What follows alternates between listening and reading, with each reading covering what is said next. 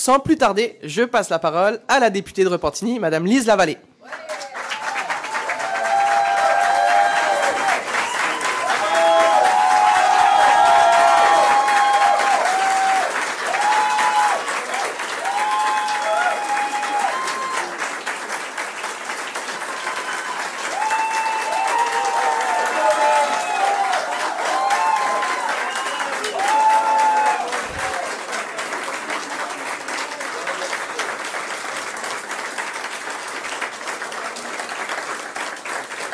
Merci. Merci. Là, je cherche Anaïs et Eva. Je ne sais pas où elles sont assises. Oh! Excusez, c'est mes petites nièces et je suis contente qu'elles soient ici avec moi ce matin. Merci à vous tous et toutes d'être présents. Ma famille, mon conjoint, les gens de ma communauté, les élus municipaux. Je vais laisser le soin à M. Legault de vous présenter plus particulièrement. Et parmi les dignitaires que je voulais nommer, c'est les enfants, les jeunes femmes et les jeunes filles. Puis vous allez comprendre par la suite ce que je veux dire. Ils m'ont accompagné tout au long de mes 8 années en politique. La vie est faite de nombreux commencements. Je me souviens encore de la première fois où j'ai roulé vers l'Assemblée nationale. Je savais que je voulais servir ma communauté, mais j'ignorais ce qui m'attendait à Québec. J'étais fébrile, comme aujourd'hui, comme à chaque nouveau départ. Mais au fond de moi, je savais que j'avais pris le bon chemin et que la suite de l'histoire serait belle. Elle l'a été encore plus que tout ce que j'avais pu imaginer. La vie est aussi faite de moments où on réalise qu'il est temps de tracer la ligne, de terminer un chapitre pour en débuter un autre. Quand j'ai commencé à me questionner sur les raisons qui me pousseraient à solliciter un 3e mandat, j'ai réalisé que j'avais atteint le bout de ma route politique et qu'il était temps pour moi d'emprunter un nouveau chemin. Mais la vie, c'est surtout l'addition de tous ces instants qui viennent marquer notre parcours entre le commencement et la fin d'une aventure. De ces petits et grands moments qui viennent nous définir en tant qu'individus et qui en ont aussi le privilège en tant qu'élus. Et c'est de ça dont j'ai envie de vous parler aujourd'hui. Ces 8 dernières années ont été riches en expériences humaines. Elles m'ont fait grandir et j'espère au plus profond de mon cœur qu'elles vous ont enrichi, vous aussi. Parce que ça a été le fondement même de mon engagement politique, faire une différence auprès de vous et de ma communauté. Dans mon comté, j'ai d'abord travaillé à développer une proximité avec mon monde. C'était ça le plus important pour moi, être sur le terrain pour entendre ce que vous aviez à dire et faire avancer les dossiers qui vous tenaient à cœur.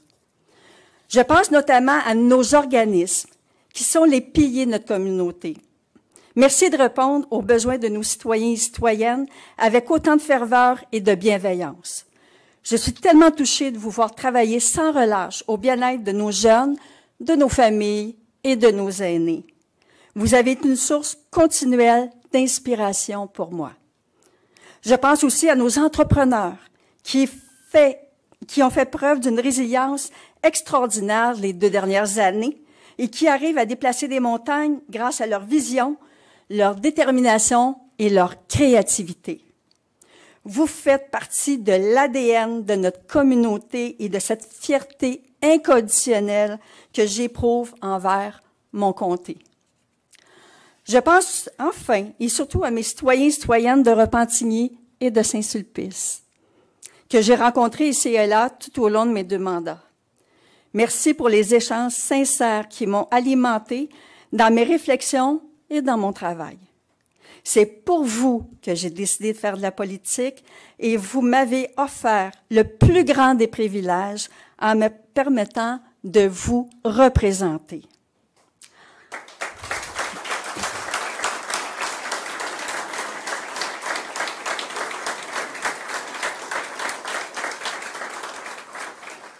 Ensemble, on a fait de belles choses. On a entre autres réussi à mettre en branle l'agrandissement de l'hôpital Pierre-Legardeur et l'élargissement du pont-Rivet, des projets qui étaient attendus depuis des années. On a su permettre l'implantation d'un TEP-scan qui contribuera à accélérer les diagnostics et la prise en charge des patients. On a procédé au classement du site patrimonial du Collège d'Assomption et bonifié nos infrastructures scolaires.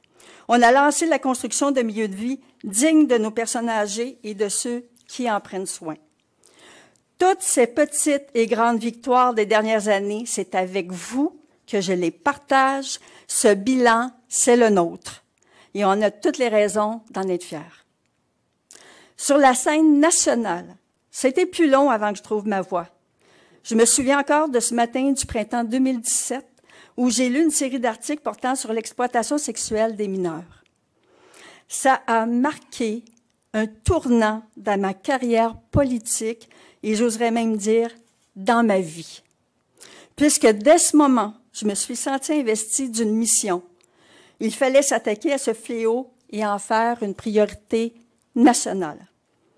J'ai dès lors consacré des centaines d'heures à faire de la recherche, à multiplier les rencontres et à jeter les bases d'un plan d'action que j'ai présenté au précédent gouvernement en février 2018, sans toutefois réussir à le convaincre de l'importance de s'attaquer à ce dossier. Mais je n'ai pas baissé les bras. C'est entre autres pour cette raison que j'ai sollicité un deuxième mandat. Je le devais aux victimes et aux familles touchées. Je le devais aux intervenantes et experts qui avaient placé leur confiance en moi. Je le devais à ce Québec qui attendait de nous qu'on prenne soin de nos jeunes et qu'on les protège. Et au lendemain du scrutin de 2018, j'ai demandé à notre nouveau premier ministre la tenue d'une commission spéciale non partisane, une demande à laquelle il a donné suite parce qu'il croyait autant que moi à l'importance de ce dossier. Merci encore, M. Legault. Pour moi, c'était le cadeau d'une vie.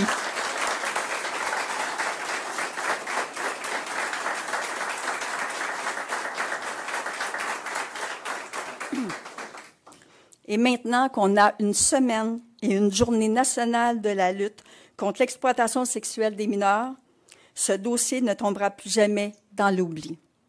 Et je peux d'ores et déjà vous affirmer que je continuerai de suivre les actions du gouvernement à ce sujet. Je tiens également à vous remercier, M. Legault, de m'avoir fait confiance pour siéger sur la Commission sur le droit des enfants et la protection de la jeunesse. Dès les premiers témoignages, je savais que ça n'allait pas être facile. Ces jeunes et moins jeunes qui ont fait un parcours en protection de la jeunesse et tous ces intervenants qui ont pris la parole m'ont tous bouleversée à leur façon. J'ai parfois pleuré, mais j'ai surtout puisé en eux toute la force et la détermination nécessaires pour travailler sur un projet de société plus grand que nature. Celui d'un Québec qui veille à ce que tous les jeunes puissent évoluer dans un environnement sécuritaire où règne l'amour, la bienveillance et la dignité.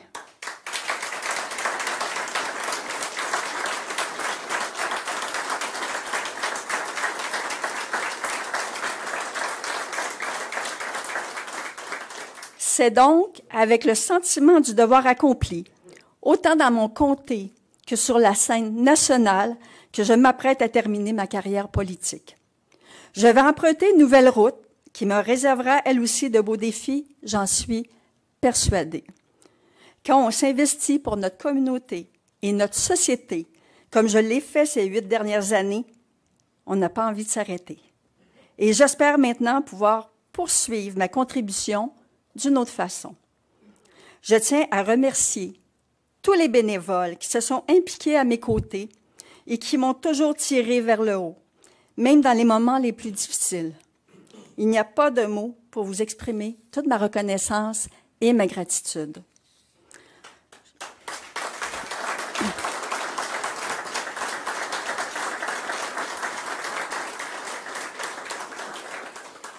Je veux également remercier toutes les personnes qui ont travaillé à mon bureau de comté et qui ont, elles aussi, été à votre service. Je pense à Florian, qui m'accompagne depuis le début de mon implication et qui a été pour moi un précieux conseiller. Je pense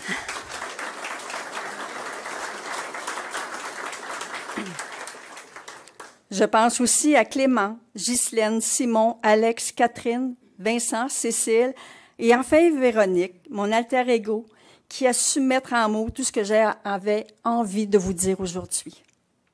Merci à ma famille et à mes amis. Il y a la politique, mais il y a autre chose que la politique. Et vous avez été mon point d'ancrage tout au long de ces années. Merci à mon amoureux qui a subi mes absences et parfois même mes préoccupations et mon impatience lorsque je travaillais sur des dossiers qui venaient ébranler mes valeurs les plus profondes. Merci à vous, Monsieur Legault. L'histoire se souviendra de vous, j'en suis certaine.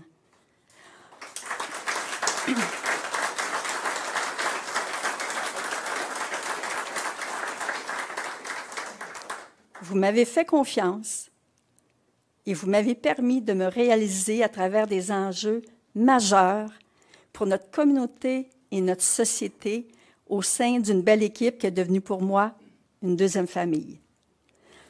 Mes derniers mots iront à toutes ces femmes qui rêvent un jour de faire de la politique, mais qui n'osent pas. J'ai eu le privilège de travailler au recrutement des femmes en 2018 avec Jenny, Geneviève et Brigitte et de sillonner le Québec afin de les convaincre qu'elles avaient leur place dans ce milieu. Je le pense sincèrement et on a la chance d'avoir un chef qui le pense aussi. La dernière législature a marqué l'histoire avec un nombre record de femmes élues et ça me remplit d'espoir pour l'avenir.